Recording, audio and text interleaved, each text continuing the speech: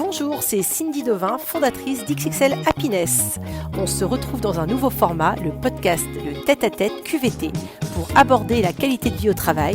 Au programme, des interviews et des témoignages de chefs d'entreprise et de spécialistes, toujours en tête-à-tête. Bienvenue Ève Royer dans notre tête-à-tête QVT.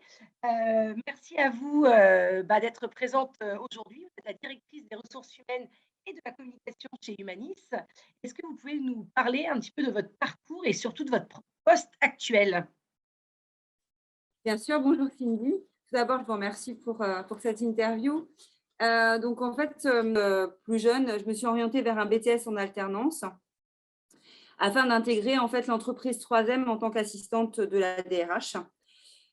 Suite à cette alternance, en fait, ils m'ont proposé un poste de gestionnaire des ressources humaines, donc chez Imation, qui était un spin-off de 3M.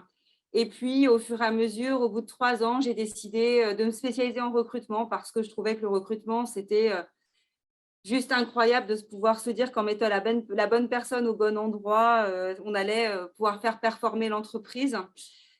Puis ensuite, j'ai intégré Assystem en tant que chargée de recrutement IT et j'ai évolué vers un poste de responsable recrutement et mobilité. Ensuite, j'ai rejoint AK Technologies donc en 2011 en tant que directrice du recrutement France.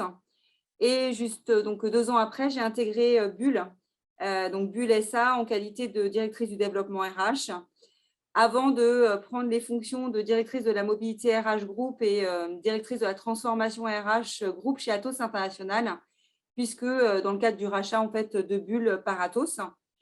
Et en janvier 2018, j'ai pris les fonctions de DRH au sein du groupe Humanis et récemment pris la direction de la communication en plus de mes fonctions de DRH. Et en plus, je suis actuellement un cursus de MBA à distance à l'EM Lyon et je suis Waouh! maman.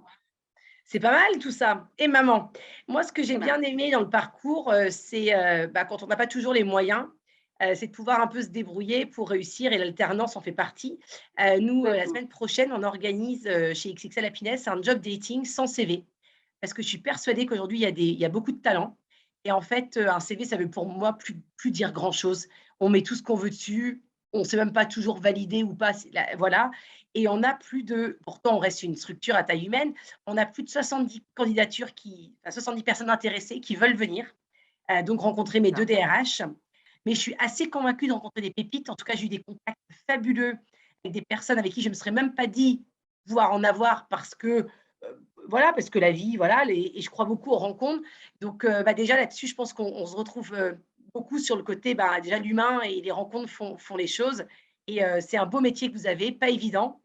C'est très particulier. C'est Mais non, mais en fait, particulier. en plus, ce qui est difficile, je trouve, pour les jeunes, c'est qu'on leur demande de se positionner sur des métiers ou sur des études en fait extrêmement jeunes sans avoir une vision complète de ce Complètement. qu'ils pourraient faire, à quoi correspondent les métiers.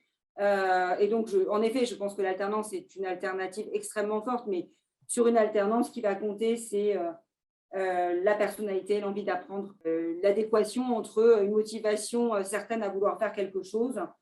Et ça, c'est à nous, en tant qu'entreprise aussi, de pouvoir offrir de plus en plus de postes en alternance pour qu'ils puissent découvrir l'ensemble des métiers. Oui, on le fait, chez XXL Happiness aussi.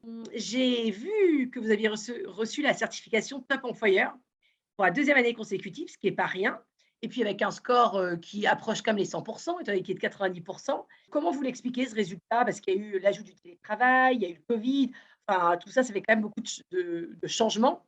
En fait, en effet, Humanis est certifié donc, pour la seconde année consécutive Top Employeur. En fait, cette certification, elle est particulière parce que c'est une certification donc, mondiale qui est décernée par le programme Top Employer Institute dans plus de 120 pays. Et en fait, ce label consiste à auditer de manière très, très approfondie l'ensemble des processus RH d'une entreprise. Donc, de la gestion des talents, de la performance, la formation, le onboarding, la rémunération, la culture d'entreprise, la QVT est un item en particulier, l'engagement, la diversité.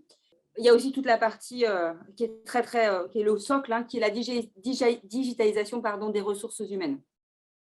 C'est-à-dire que si vous ne disposez pas d'un SIRH extrêmement performant ou de plusieurs SIRH, en fait, il est déjà très complexe de pouvoir aller vers certaines certifications. Puisque ça nous, enfin, déjà, nous, la première année, des gens qu'on a été très contents d'avoir un score de plus de 86%.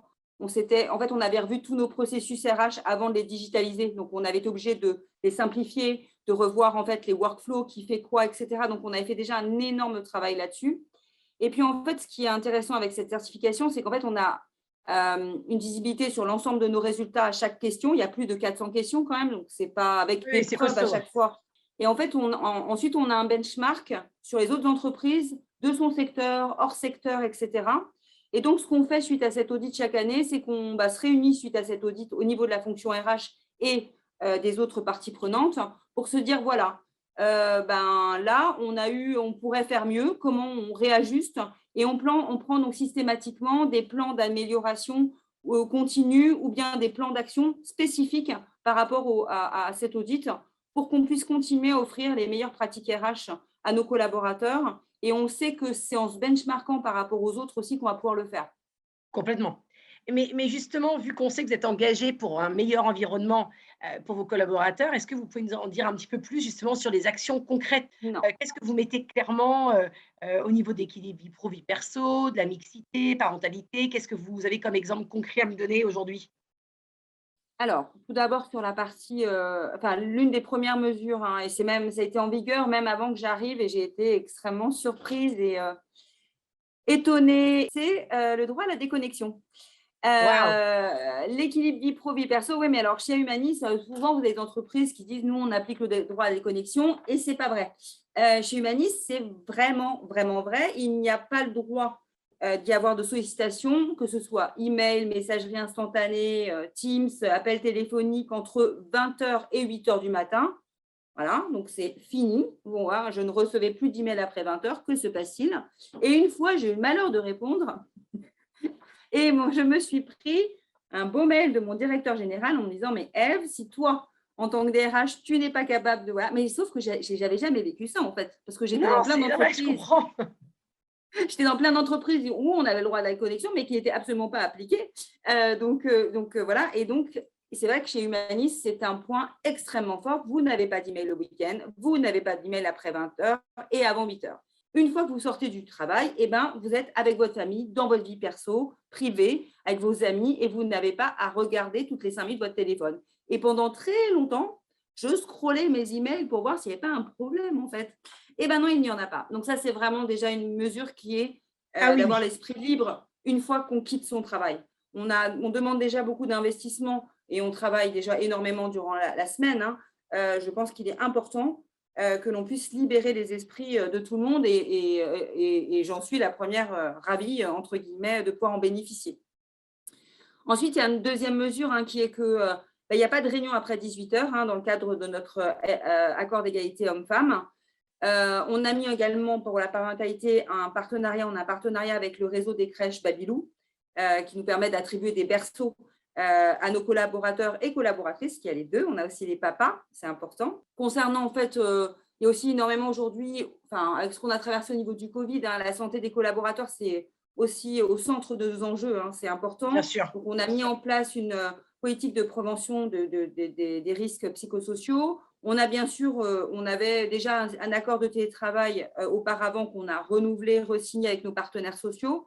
Il faut dire que sur les aspects de sécurité, de santé et de tout ce qui est avantages sociaux de manière générale et QBT, on travaille vraiment main dans la main avec le CSE et le CCSCT au sein de l'entreprise. Et c'est comme ça qu'on arrive aussi à fournir le meilleur niveau de bien-être, entre guillemets, au travail pour les collaborateurs. C'est aussi en ayant ces instances qui sont réunies pour la même cause, entre guillemets, qui font que c'est vertueux. On a formé aussi les managers au management à distance, parce que ça a l'air de rien, mais ce n'est pas Bien sûr, pareil c'est très compliqué. de manager des équipes en présentiel versus en distanciel. Donc, on a fait énormément de travail d'accompagnement. Bien entendu, on a formé aussi tous nos collaborateurs comment bien travailler en télétravail, qu'il fallait prendre des pauses, qu'il fallait aussi, bien sûr que le droit à la connexion, de déconnexion était toujours la même chose, parce qu'on peut avoir tendance à avoir des gens qui font des journées étendues. Au sein de l'entreprise, c'est une vraie stratégie et un vrai enjeu. Nous, on souhaite donner du sens, en fait. On est dans une entreprise humaniste, une entreprise qui a une politique RSE forte. Donc, en fait, on a décidé de faire plusieurs actions. Donc, déjà, on offre la possibilité à nos collaborateurs de faire du mécénat de compétences sur leur temps de travail. Donc, Super. l'année dernière, on a réalisé plus de 1600 jours de mécénat pour des associations qui en ont besoin. Donc, ça, c'est quand même important de savoir aussi qu'on peut mettre des compétences. Et puis, on a mis en place pas mal d'actions avec des actions associatives comme la cravate solidaire, où en fait, en Oui, donnant je connais, des, à Bordeaux, on travaille beaucoup avec eux. ouais, donc voilà, voilà, on a aussi fait la collecte de jouets pour les enfants à Noël. On a fait des courses solidaires comme forcément la parisienne, mais même en région. Voilà. Et puis, on a mis en place aussi une politique de reward en interne. Donc, reward individuel et collectif. Super. C'est de récompenser toutes les personnes, en fait, qui ont, donc soit des équipes, soit des personnes qui ont des comportements exceptionnels ou qui ont des résultats exceptionnels et de les mettre en avant pour pouvoir leur dire juste merci. J'ai envie de dire, enfin, quand on entend tout ça, un collaborateur doit se dire: «C'est l'entreprise idéale». Enfin, sur le papier, est-ce que du coup, quand on dit équilibre vie pro, vie perso, ils ont la possibilité de pouvoir faire, par exemple, du sport ou une activité sportive ou bien-être entre midi et 2, par exemple, sur leur pause, déjeuner? Est-ce que c'est des choses que vous proposez? Alors, nous, on l'organise pas. Alors, on a organisé une équipe de foot à 5, une équipe de rugby également. Mais en fait, on laisse nos collaborateurs se réunir. Alors, malheureusement, avec le Covid, c'est un peu tombé. En fait, on n'avait pas mis en place, on n'avait pas eu besoin de mettre ça en place. Ah oui, il y en a certains qui vont à la piscine aussi ensemble. Mais bien entendu, ils le font le midi, mais ils le font aussi le soir quand ils sortent du travail. Ils Mais le font nous, on ne l'a naturellement. pas organisé en tant qu'entreprise. Ça s'est fait complètement naturellement et on est bien content de voir que ces initiatives aussi viennent de nos collaborateurs. Donc j'imagine que la place de l'humain, aujourd'hui pour vous est plus qu'importante, au sein des entreprises. Si vous aviez envie de dire un mot sur justement, ben, voilà, qu'est-ce qu'est l'humain avec un grand H chez Humanis, ce serait quoi votre définition? Alors, on ne peut pas parler de chez nous de définition. En fait, le vrai sujet, c'est que en fait, nous sommes une entreprise de services informatiques et que la seule valeur de l'entreprise, ce sont nos collaborateurs. Donc nous, on n'a pas le choix. On n'a pas d'usine, on n'a pas d'outil de production. L'humain est totalement au cœur de la stratégie, au cœur de tout au sein de l'entreprise. D'ailleurs, à chaque fois qu'on reprend l'entreprise, on a toujours le collaborateur au milieu, D'accord, donc on peut dire que vos collaborateurs sont au cœur de vos préoccupations obligatoirement. et donc vous faites tout pour et ça, on l'a bien compris. Et du coup, bah, quels sont les enjeux, pour l'avenir, les ambitions? Parce que vous êtes déjà à un niveau qui est quand même, sacrément élevé, au-delà du top employeur et de ce que vous m'avez décrit. Ce serait quoi pour vous, bah, justement les prochains un peu challenges, que vous auriez envie de mettre en place chez Humanis? Alors au niveau QVT, je dirais que alors une des ambitions, la mienne en tout cas, c'est un service de conciergerie. En fait, là, Ah avec une super, difficulté, on a un sujet qui est qu'on a bien sûr des personnes en région et qu'on ne veut pas que ce soit que parisien. Donc on veut quelque chose qui soit national. Donc c'est déjà plus complexe à trouver. Et ensuite, on a complètement. une deuxième problématique qui est qu'on a une partie de nos collaborateurs qui ne travaillent pas sur nos sites, mais qui travaillent chez nos clients. Moi, j'aimerais bien qu'on puisse avoir une conciergerie qui permette, je ne sais pas, de pouvoir venir déposer son pressing, ses chaussures, et qu'on vienne les chercher, sa voiture, hein, pour qu'elle puisse être lavée. Enfin voilà, plein de choses pour faciliter, je dirais, là, l'aspect peut-être plus quotidien, voire même aussi une conciergerie qui permet de donner accès aux parents ayant des difficultés pour trouver un professeur particulier pour ses enfants. Enfin, voilà, qu'on soit sur quelque chose d'une solution un peu globale sur comment on peut faciliter la vie de nos collaborateurs. Oui, oui, peut-être aussi le côté peut-être un peu nutrition, beaucoup d'entreprises font ça, on les accompagne, se faire livrer, ben, avec des producteurs locaux, le fameux cajot de fruits et légumes de saison pour pouvoir bien cuisiner et ce genre de choses. Oui, alors encore une fois, ça fait partie aussi des choses qu'on regarde parce que c'est des choses qui sont importantes, parce qu'on a mis en place une cafétéria healthy, etc. Je comprends et déjà c'est ce qui est très chouette dans la démarche, c'est que c'est faire comme on dit et c'est pas que justement souvent les sièges où il y a tout et en région où il y a pas. Donc ça montre encore une Bah, fois. déjà ouais, mais déjà qu'on trouve que voilà, on aimerait déployer encore plus de choses en région, mais voilà, mais il est hors de question d'avoir une conciergerie qui ne sert que l'Île-de-France, c'est pas possible. Alors, si vous entendez parler d'une nouvelle, puisque vous êtes plutôt au fait de ce type de sujet, n'hésitez pas à m'envoyer les coordonnées d'une conciergerie que vous trouveriez Ouais, avec oh, grand alors plaisir. clairement non, nationalement, ça reste très compliqué. Ça reste compliqué. On a des difficultés, nous aussi, parce que On nous pose la question et nous, on organise des conciergeries pour nos clients, mais ici sur Bordeaux et on est, incapable clairement. Vous êtes à Bordeaux? Oui, oui, mon siège est à Bordeaux, ouais, mais je travaille sur toute la France. Mais du coup, étant à Bordeaux, bien Quelle évidemment, chance. bah, nous, on a nos prestataires qui sont en locaux. Donc du coup, ça fait on sait faire cette conciergerie. Par contre, aujourd'hui, on n'a pas été benchmarké les autres villes, donc il est hors de question de ne pas avoir le meilleur pressing et la meilleure couturière. Donc c'est un vrai job. Donc en fait, 70 de mes clients sont à Bordeaux, donc je peux répondre à leurs, problèmes de conciergerie, on le fait très bien. Mais nationalement, aujourd'hui, c'est des structures qui font que ça et clairement, à part les fameux casiers connectés. Donc, même quelqu'un qui est en télétravail chez lui, bah, ça peut lui faciliter la vie d'avoir un service qui vienne chez lui prendre enfin, C'est récupérer ce dont il fabuleux. a besoin, etc. Mais oui, la voiture, les enfants, derrière, c'est Beyrouth, Bon tout voilà, va bien.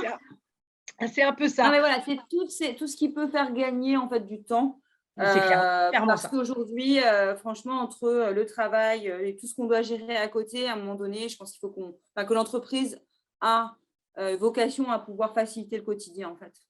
D'accord et il y a quelque chose dont on n'a pas parlé, dont je suis vraiment curieuse, c'est est-ce que du coup vous arrivez avec les 18 sites à vous retrouver lors d'événements, de séminaires, de team building et de faire en sorte que tout le monde puisse, faire partie de la même famille et se retrouver à un moment donné dans l'année ou En fait, aujourd'hui, nous sommes 3000 collaborateurs. Donc, on arrive, en fait, ce qu'on fait, c'est qu'on donc du coup, puis en plus, en fait, on fait des enquêtes aussi auprès de nos collaborateurs. Donc aujourd'hui, on sait à peu près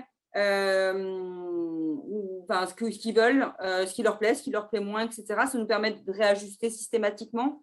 Donc on complète toujours par l'enquête de satisfaction des collaborateurs et on vient regarder si la politique en termes de formation, la politique en termes de QVT, la politique machin, on a chaque fois des questions extrêmement précises sur les actions. Le mécénat, la politique de oui. reward, on leur demande même la RSE, on leur demande même s'ils ont des idées qu'ils aimeraient nous soumettre, etc. etc.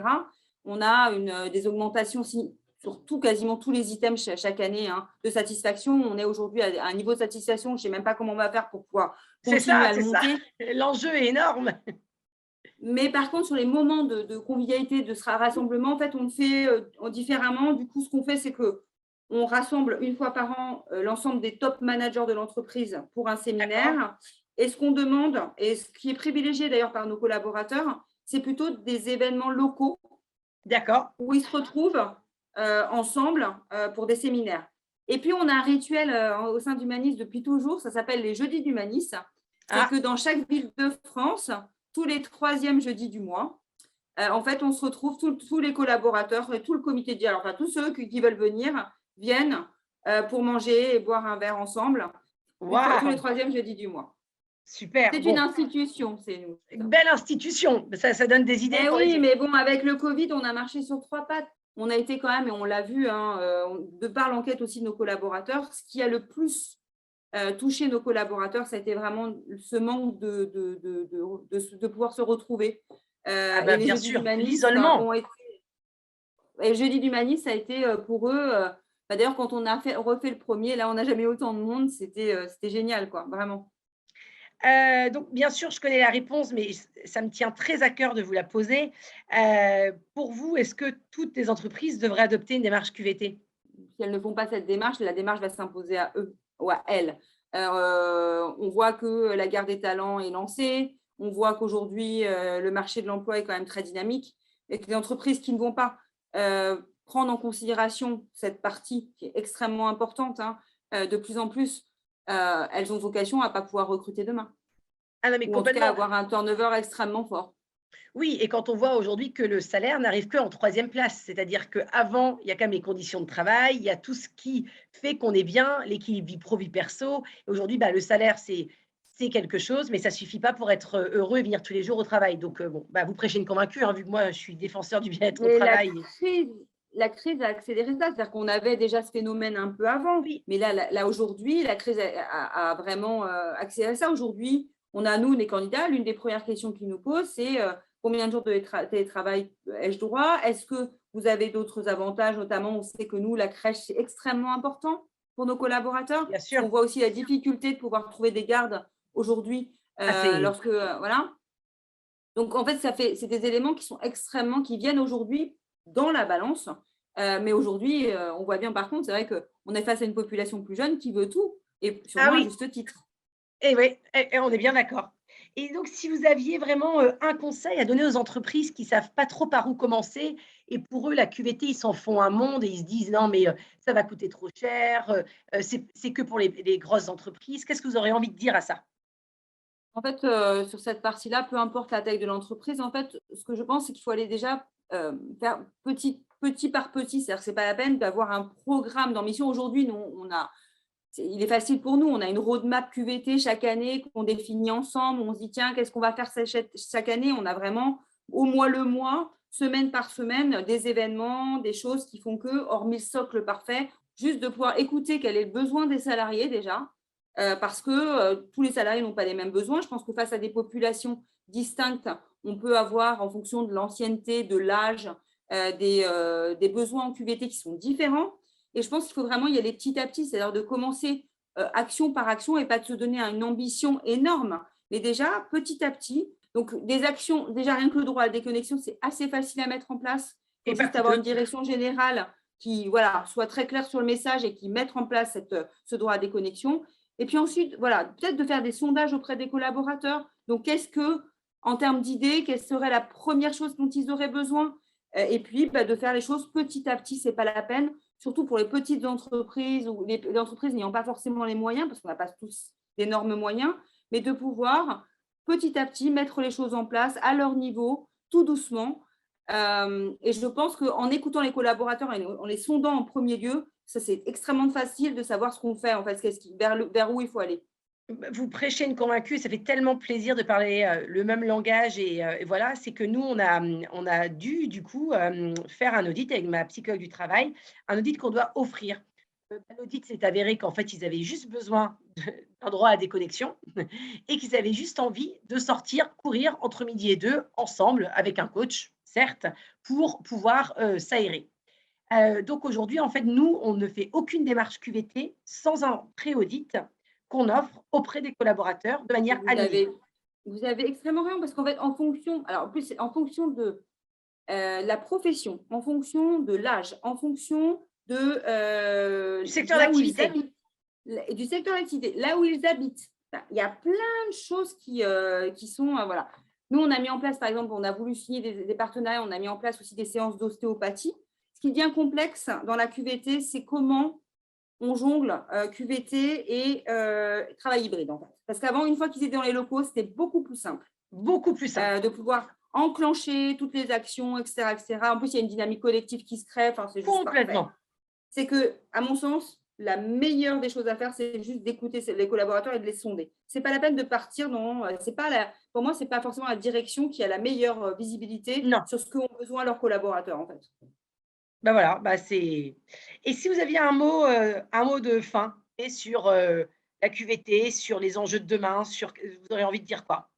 Alors, ça dépend si je le dis aux entreprises ou aux futurs aux collaborateurs. Alors, pour les entreprises, ce serait de ne pas chercher à mettre en place en fait ce qui fonctionne chez les autres, mais d'adapter la QVT à chaque culture d'entreprise et que l'engagement des collaborateurs ne sera que plus fort et plus important. Sur les collaborateurs, je dirais qu'il faut, entre guillemets, s'écouter, qu'ils soient bien conscients et qu'ils demandent en fait. Je pense que c'est important qu'ils viennent aussi dans les locaux parce que nous, on le voit, on fait beaucoup d'entretiens, de visio, etc. Et on leur demande toujours au dernier moment de venir quand même dans les locaux pour Hyper sortir important. l'ambiance de travail, de voir en fait concrètement ce qui a été mis en place parce que le travail, c'est aussi de plus en plus, les gens ont besoin de sens dans leur travail et l'ambiance de travail et tout ce qui va autour, en fait. L'équilibre vie pro deviennent des sujets extrêmement fondamentaux on a vu quelques personnes qui avaient pu se tromper, en fait. On a vu j'en ai reçu beaucoup parce qu'il n'y a eu que ces entretiens en visio ces 2 dernières années et qu'en fait, une fois qu'ils ont commencé leur travail, ils ont vu que ce n'était pas du tout ce à quoi ils pensaient. Ah ouais, j'ai connu ça. Euh, J'ai eu quelques échecs. Parce que le visio, c'est pas la vraie vie, hein. Et non, donc en fait, c'est ma recommandation, c'est d'aller vraiment regarder la politique de la QVT déployée au sein de l'entreprise, potentiellement de demander à parler à un collaborateur Mmh. qui n'a rien à voir avec le recrutement, mais un de ses pairs, par exemple, juste pour pouvoir voilà, échanger avec lui en toute transparence sur l'ambiance de travail, enfin, le travail au quotidien, et puis l'entreprise, qu'est-ce qu'elle a vraiment mis en place. Bah, bravo, moi je suis, absolument fan. Si j'avais que des DRH, comme vous, Ève Royer, je pense que XXL Happiness, ben, on serait, un peu partout en France. Aujourd'hui, on est vraiment, à Bordeaux, même si on travaille sur toute la France. Donc vraiment merci, pour ces informations qui sont précieuses et qui surtout, font du bien et montrent que la QVT, c'est possible. Exactement. Merci beaucoup, Cindy, en tout cas.